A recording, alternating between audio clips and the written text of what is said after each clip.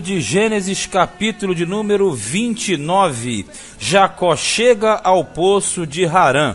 Como nós sabemos, o Jacó ele foi enviado pelos pais à parentela de sua mãe, no caso em Harã, da onde eles vieram, da onde veio a genealogia anterior, os ancestrais, no caso, Isaac e Abraão também. E a história do encontro de Raquel com Jacó, ela é bem semelhante à história narrada anteriormente do encontro de Isaac com Rebeca. Na verdade, é como se fosse uma outra etapa sendo executada na vida do outro personagem subsequente ao Isaac, quer dizer, Isaac, pai de Jacó. Mas o versículo de número 1 diz assim: Então pôs-se Jacó a pé e foi-se à terra dos filhos do Oriente.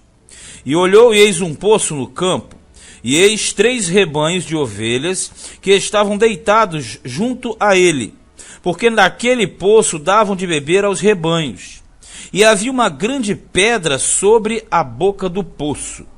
E ajuntavam ali todos os rebanhos, e removiam a pedra de sobre a boca do poço, e davam de beber às ovelhas, e tornavam a pôr a pedra sobre a boca do poço no seu lugar. Essa questão aqui ligada a pedra sobre a boca do poço e na questão de retirar a pedra, a princípio é tratado como costume da época, do local, melhor dizendo, da localidade, porque os pastores, na verdade, eles evitariam o que acontece, que outros tivessem vantagem sobre os demais. Então, na verdade, era uma forma de que todos bebessem juntos. Então um não levava vantagem sobre o outro na questão da retirada da água do poço, até porque nós sabemos que o poço, se você tirar muita água, ele chega a secar, aí depois ele vai minar novamente. Então ali havia uma prática de só abrir a boca do poço, só tirar a pedra da boca do poço quando os rebanhos estivessem reunidos. Verso 4: E disse-lhes Jacó: Meus irmãos, de onde sois? E disseram: Somos de Harã. E ele lhes disse: Conheceis a Labão, filho de Naor? E disseram: Conhecemos. Disse-lhes mais: Está ele bem? E disseram: Está bem. E eis aqui Raquel, sua filha, que vem com as ovelhas. Então veja bem, mais uma jesuicidência, como nós falamos. Ele chega, ele está conversando, e quem aparece justamente Raquel, a filha de Labão, que é aquela que vai despertar o maior interesse em Jacó. 7. E ele disse: Eis que ainda é muito dia, não é tempo de ajuntar o gado. Dai de beber as ovelhas e ide, e apacentai-as. E disseram: Não podemos até que todos os rebanhos se ajuntem e removam a pedra de sobre a boca do poço, para que demos de beber às ovelhas. Então foi como eu falei, havia uma prática, havia toda uma situação e um sistema voltado para somente a beberrar os animais quando estivessem todos os rebanhos ali reunidos. E isso era uma prática daquele local, daquela situação.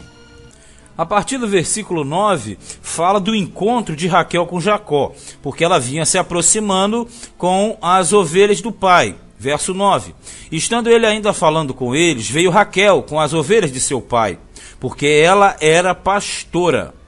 E aconteceu que, vendo Jacó a Raquel, filha de Labão, irmão de sua mãe, e as ovelhas de Labão, irmão de sua mãe, chegou Jacó e revolveu a pedra de sobre a boca do poço, e deu de beber às ovelhas de Labão, irmão de sua mãe. E Jacó beijou a Raquel, e levantou a sua voz, e chorou. Então o encontro de Jacó com Raquel. E dizem que existe amor à primeira vista. Esse aqui parece ser um deles, porque na verdade Jacó, quando vê Raquel, ele já automaticamente desperta o seu interesse por ela, e vai ser o alvo de todo o seu trabalho nos próximos 7 anos. Agora aqui no versículo 9 diz que ela era pastora. Quando fala que ela era pastora, é no caso de cuidar dos rebanhos do pai. A conotação pastor aqui não tem nada a ver com a conotação ou desrespeito, trata, digamos assim, do assunto ministerial de pastora. E é uma outra situação. Esse lado aí ministerial de igreja já é um assunto que tem que ser tratado lá no Novo Testamento. Quando fala que ela era pastora aqui, era pastora de ovelhas, de rebanho realmente. agora fazer uma adaptação, tem que se estudar mais em cima desse assunto. Versículo 12. E Jacó anunciou a Raquel, que era irmão de seu pai, e que era filho de Rebeca. Então ela correu e anunciou a seu pai. E aconteceu que, ouvindo Labão as novas de Jacó, filho de sua irmã, correu-lhe ao encontro e abraçou-o, e beijou-o, e levou-o à sua casa.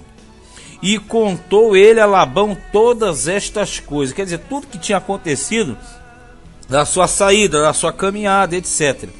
Então Labão disse-lhe: verdadeiramente és tu o meu osso e a minha carne. E ficou com ele um mês inteiro. Quando fala meu osso, minha carne, você já entendeu. Tem uma intimidade profunda, ou seja, você é do meu próprio sangue. Nós somos parentes muito próximos. Essa é a grande verdade.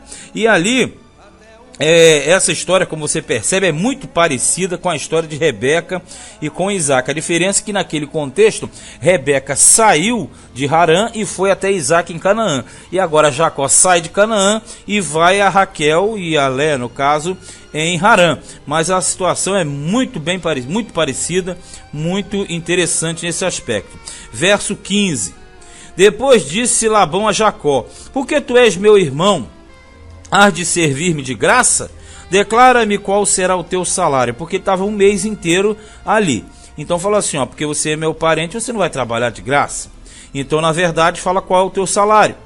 Depois disse Labão a Jacó, 16. E Labão tinha 2 filhas. Aí vai entrar aquela questão da negociação.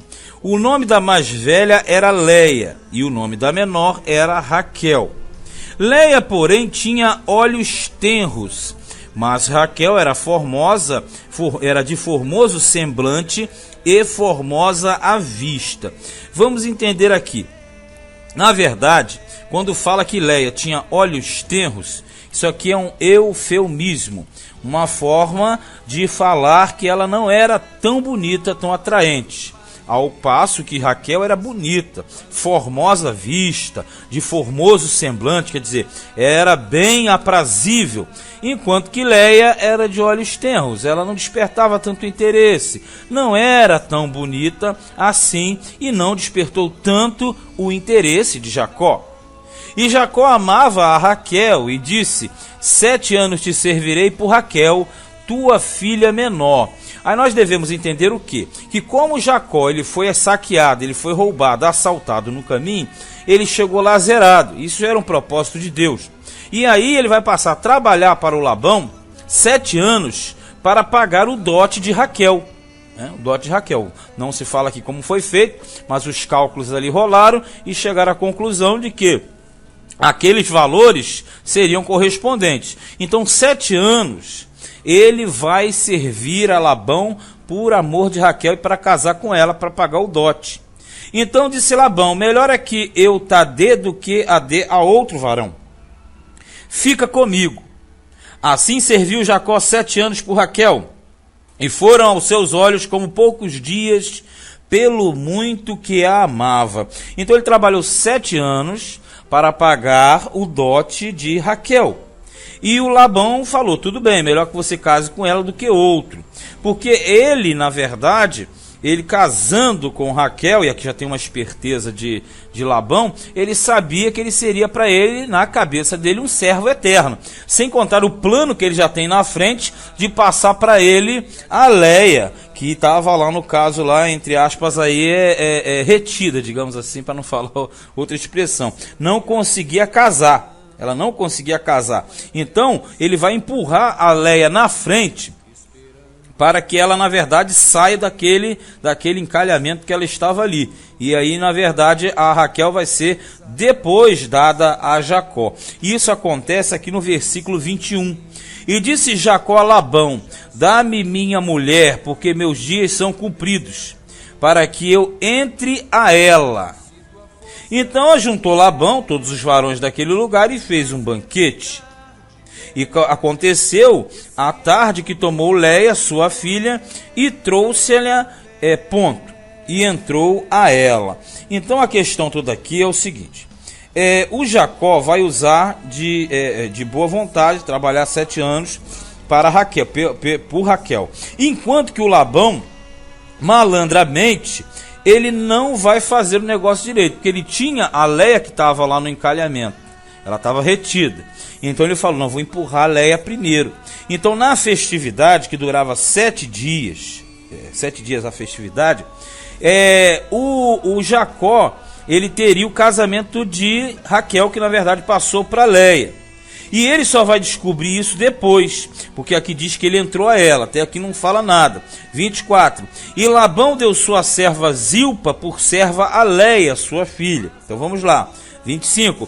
E aconteceu pela manhã ver que era Leia, pelo que disse a Labão: por que me fizeste isso? Não te tenho servido por Raquel? Por que, pois, me enganaste? E disse Labão: não se faz assim no nosso lugar, que a menor se dê antes da primogênita. Como eu falei, a Leia estava retida, não achava casamento para ela. Como Jacó trabalhou 7 anos pela Raquel, automaticamente o Labão foi e empurrou a Leia na frente. E ele falou, não pode ser, aqui é diferente, eu não posso dar a mais nova na frente da primogênita. Aí ele fala assim, cumpre a semana desta, então te daremos também a outra, pelo serviço que ainda outros 7 anos servires comigo. Então, na verdade, vamos entender aqui. O Jacó chegou em Padã Arã, ou Harã, e ele queria realmente casar, e viu a mulher que queria casar, mas ele não está dinheiro, ele está duro, porque foi roubado no meio do caminho. Aí ele trabalha 7 anos para casar com Raquel. Aí o Labão, no final de 7 anos, introduz a Leia, e ele, sem saber, cai de gaiato. Então você vai falar assim, moxa, mas como é que na verdade ele vai ser enganado? Bom, aí começa aquela questão. A noiva, ela ficava com um véu, ela ficava coberta. Então, à luz do dia, ele não viu nada. 1. 2. A Leia tinha interesse de sair do encalhamento. Então, o que acontece? Ela ficou quieta. Ela não declarou nada, porque era vontade do pai e vontade dela também. Porque nós vemos na frente que ela era tremendamente apaixonada por Jacó. E o Jacó gostava de Raquel, mas ela ficou quietinha. 2. O que acontecia também? Que eles só tinham contato em altas horas, lá para meia-noite que eles iam para a tenda. Então, na verdade, estava tudo escuro. Então, se você pega o primeiro ponto, era de dia, estava de véu, a Leia e o Labão tinham interesse, ela ficou quietinha. E em terceiro ponto, quando eles tinham contato, era na escuridão. Terceiro ponto. E o quarto ponto é que quando eles iam para a tenda, eles já tinham bebido muito. Então o cara já estava profundamente embriagado. Então, pelo menos por esses 4 pontos que nós falamos aqui, tornou-se impossível que Jacó pescasse alguma coisa. Pelo véu durante o dia, pelo silêncio de Leia, né? Isso é a verdade, pelas altas horas que iam lá para a tenda, e a verdade, uma escuridão, e também pelo fato de ele já estar embriagado. Agora o que acontece? No outro dia que ele percebe, aí o Labão malandramente fala o seguinte, você cumpre a semana dessa, que o casamento durava uma semana, e na outra semana nós fazemos outro casamento, mais 7 dias de festa, e na verdade esses 7 dias de festa vão ser para a Raquel, que você ainda vai trabalhar para mim 7 anos. E como Jacó amava a Raquel, ele topou. E Jacó fez assim, cumpriu a semana desta. Então lhe deu por mulher Raquel, sua filha. E Labão deu sua serva Bila por serva a Raquel, sua filha. Já viu? Cada filha ganhou uma serva. Entrou também a Raquel, e amou também a Raquel mais do que a Leia. E serviu com ele ainda outros 7 anos. Veja bem, vamos entender aqui. Pela lei que vai vir à frente com Moisés, esse tipo de casamento vai ser proibido, restrito. Porque, na verdade, lá na palavra de Deus, na lei, quando chegar com Moisés, Levítico 18, capítulo 18, versículo 18, vai vir a proibição de tomar esposas irmãs simultaneamente. Isso vai vir na lei de Moisés. A proibição de não se casar com as irmãs. Podia ter até mais de uma mulher, mas deveria ser separadas, que não tivesse parentesco próximo. Então esse tipo de união vai ser proibido lá na frente. Aqui não tinha lei, então se não tinha lei, aí está livre para se realizar tal prática. Outra questão também aqui muito interessante é que também na lei vai ser proibido você desprezar a primeira esposa. A primeira esposa, ela deveria ser mais honrada do que as demais. Já aqui diz que o Jacó inverteu. Por ele gostar mais de Raquel, ele dava mais atenção a Raquel e desprezava a Leia. Isso dá uma consequência no 31, que diz assim: vendo, pois, o Senhor que Leia era aborrecida, abriu a sua madre, porém Raquel era estéril. Isso quer dizer que, pelo fato de Jacó estar praticando uma injustiça, e é uma injustiça, porque a primeira esposa era a Leia e a segunda a Raquel. Então, pela lógica, ele deveria dar atenção para Leia. Como ele era propenso a Raquel, aqui diz que Deus abriu a madre de Leia, e ela vai ter muitos filhos, e era o consolo para ela, e Raquel vai ficar estéril, nós sabemos, até o nascimento de José, que só vai vir lá na frente. Então todo esse contexto aqui mostra um desenvolvimento de Jacó. Só que por trás de tudo isso, e aí nós devemos analisar aqui, que já começam a nascer os filhos, nós percebemos o quê? Que existem 4 mulheres em pauta, percebeu? Existe Zilpa, Bila, Leia e Raquel, ou em ordem inversa, 2 senhoras e 2 servas. Veja bem, essas 4 mulheres vão dar à luz aos 12 filhos de Jacó, que formarão as 12 tribos de Israel, para que surja o povo de Israel e, consequentemente, a nação de Israel. Então todo esse projeto aqui, na verdade, é um projeto de Deus que está sendo colocado em prática. E agora Jacó, em contato com essas mulheres, nascerão os seus filhos. E aqui do 32 para frente, começa a narrativa desses nascimentos. Diz assim, ó: e concebeu Leia, quer dizer, engravidou, e teve um filho, e chamou o seu nome Ruben, dizendo: porque o Senhor atendeu a minha aflição, porque ela era desprezada. Por isso agora me amará o meu marido. Porque quando a mulher tinha um filho, homem, ela crescia muito no conceito familiar. Então ela falou: agora que eu tenho um filho, ele vai largar a Raquel e vai ficar comigo. E ela colocou o nome do menino de Ruben. Ruben significa ver. Ruben significa ver, ou vejam, mas é melhor ficar no verbo, no ver. Porque quando ela fala assim, Deus viu, né? Deus atentou a minha aflição, quer dizer, Deus viu a minha aflição. Então Ruben significa ver ou vejam, né? Ou vejam. Aí depois vai nascer outro filho, aqui no versículo 33. E concebeu outra vez e teve um filho, dizendo: porquanto o Senhor ouviu que eu era aborrecida, me deu também este. E chamou o seu nome Simeão. Simeão significa ouvir. Simeão significa ouvir. Então ela teve o primeiro filho, primogênito, Ruben, ver. E o segundo, Simeão, ouvir. E concebeu outra vez e teve um filho, dizendo: agora esta vez se ajuntará meu marido comigo, porque 3 filhos lhe tenho dado. Por isso chamou o seu nome Levi. Levi significa unir. Levi significa unir. Então você percebe que o nome dos filhos tem a ver com as situações. Como ela não tinha filho, nasceu Ruben, ela falou: Deus viu, está vendo a minha aflição, então veja. Aí nasceu Simeão, Deus está me ouvindo, ouvir. Aí depois nasce o Levi, Deus quer me unir. Mas só que nasceu o primeiro, nasceu o segundo, e Jacó não dava atenção para Leia. Ele ficava preso a Raquel, e olha que Raquel era estéril.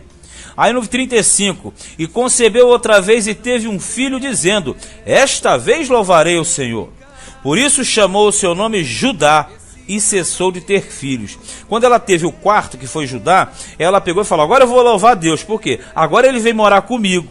Só que o menino nasceu e ele não foi morar com ela. Judá significa louvar. Louvar. Então se você pegar os 4, são 4 verbos: ver, ouvir, unir e louvar. Então Leia, ela teve 4 filhos. Desses 4 filhos, nada para Raquel. E aí o que você tem aqui? O início da promessa de Deus a Abraão se cumprindo em Jacó. Porque a partir de então ele vai ter vários filhos, e esses vários filhos serão a base, a formação do povo de Israel através das suas 12 tribos. Mas na verdade tudo isso aqui mostra que Deus estava cumprindo o seu projeto na vida de Jacó, mas na verdade era a aliança abraâmica em pauta. Então esse capítulo 29, você percebeu, Jacó chegou a Harã, e lá ele teve contato com Raquel, nasceram os filhos, ele desprezou a uma, que na verdade tinha que ser valorizada, e amou mais Raquel. Isso perante Deus não era correto, e por isso que Deus fechou a madre de Raquel. Mas logo depois ela terá filhos. Então esse foi Gênesis capítulo 29.